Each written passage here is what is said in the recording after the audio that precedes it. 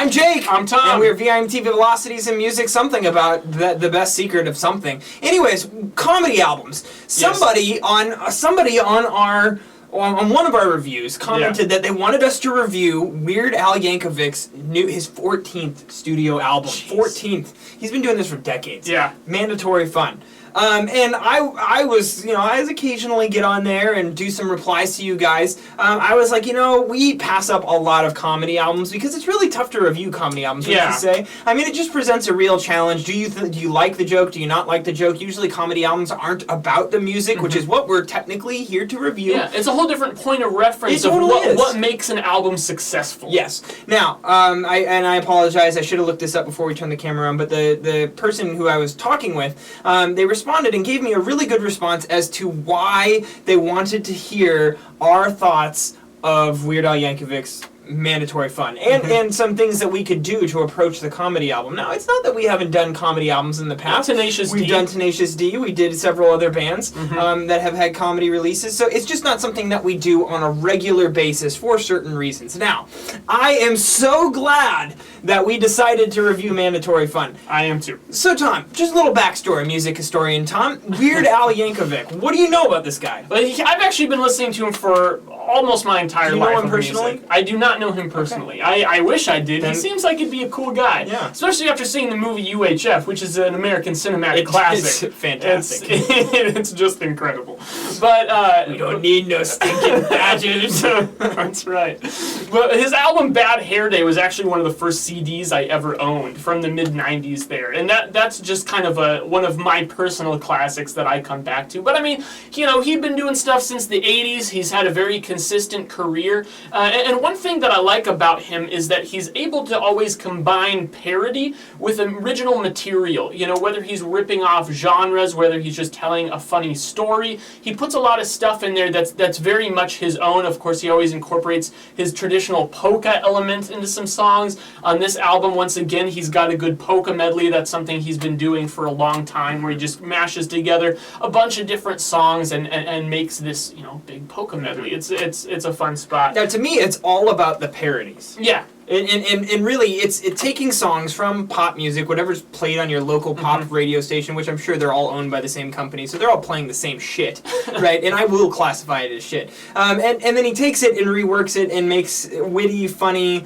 almost biting jokes sometimes. Good examples are Handy, the opening track, which is a cover of Iggy Azalea's Fancy. You also have Word Crimes, which is a cover of parody of Blurred Lines by Robin Thicke.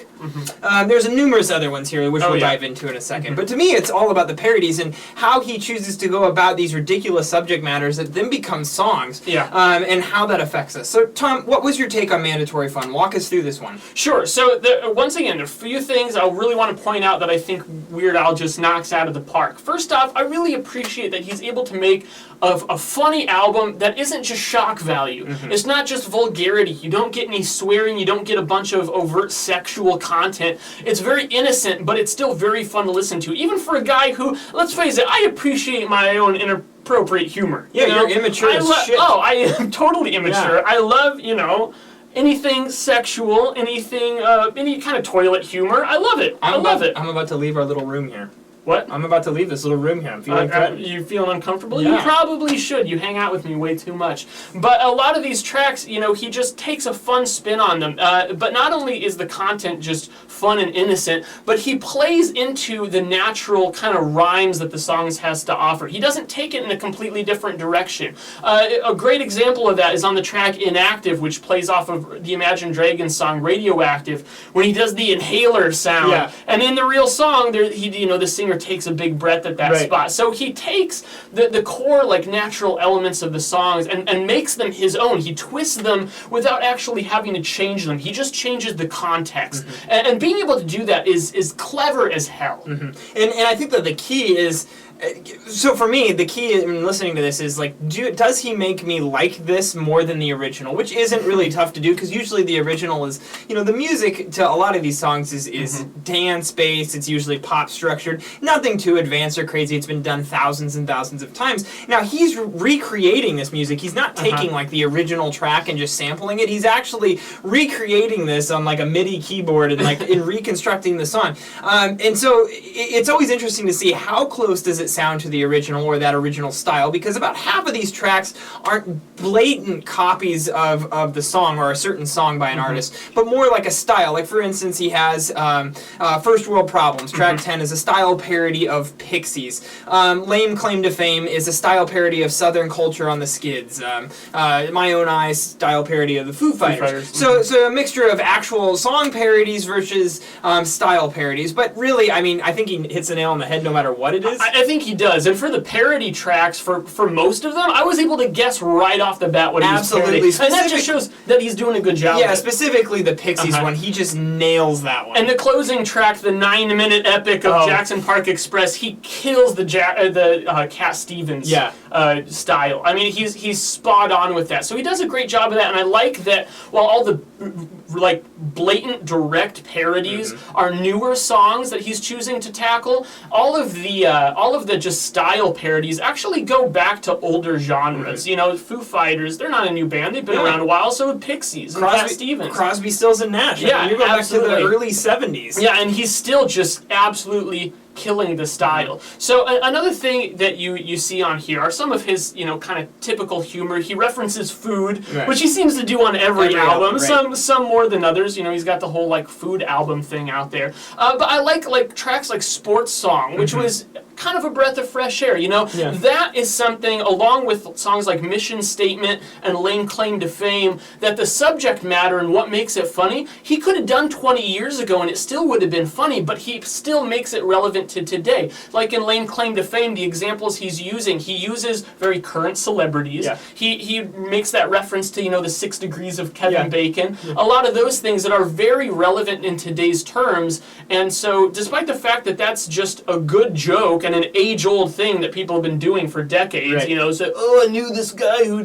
knew this guy. And it's always been lame. Oh, it's always lame. But he makes fun of it in a very modern and approachable way, and I just think that it makes the listening experience so much more fun. Now, you mentioned that it's kind of all about the parodies. That's what Weird Al is known for. A lot of his notable tracks, like Amish Paradise, Smells Like Nirvana, a lot of those songs kind of go back to the parodies. It's what he's known for. But I actually found that a lot of the songs that stuck with me, that got stuck in my head, were the ones that were originals. I just found to be very memorable and very funny. Yeah, absolutely. Now, I think that my favorite track on this record has to be Word Crimes, which is the copy of Blurred Lines. and man, I could not get this track out of my head. And it's so funny. He's just tearing people with bad grammar, bad, phonetical expressions. He's just tearing them apart and just completely, and I just found it to be hilarious. Like, and then like last weekend I was mowing my lawn and listening to Handy, and it's like it took me an hour to get my lawnmower started. And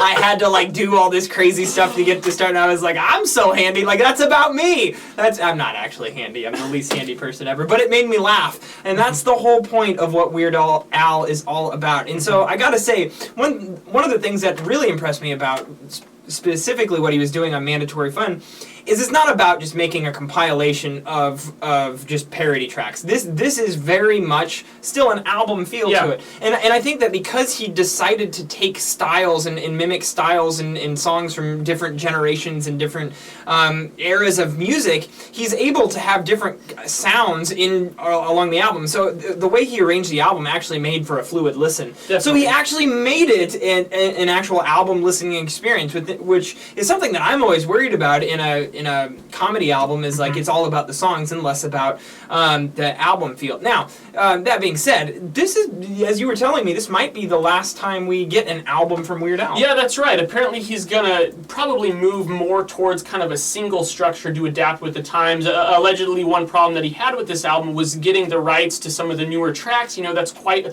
a process to go through and get the approval, and so by that time he's worried about the tracks being outdated. He just wants to keep up with the times, and I think that's respectable. and it's certainly understandable because he's a smart guy. And that kind of forward-thinking attitude is what allowed him to create a niche for himself as far back as the 80s and maintain, stay relevant in this very kind of fleeting genre of comedy, rock, or pop. And that's another thing I want to touch on is that, well, I'll come out and be a bit of a cynic and say that I still think that it's a limiting factor, of how much musical depth you can get out of a comedy album. However, in this case, I don't think it limits it from being very enjoyable. Yeah. This is certainly really enjoyable. However, I mean, if I have to compare this to other comedy albums or other albums in general, like Tenacious D's self-titled record, like that is the paramount, like the greatest comedy album ever written in my mind. I mean, and it's all original material, all great instrumentation. It's totally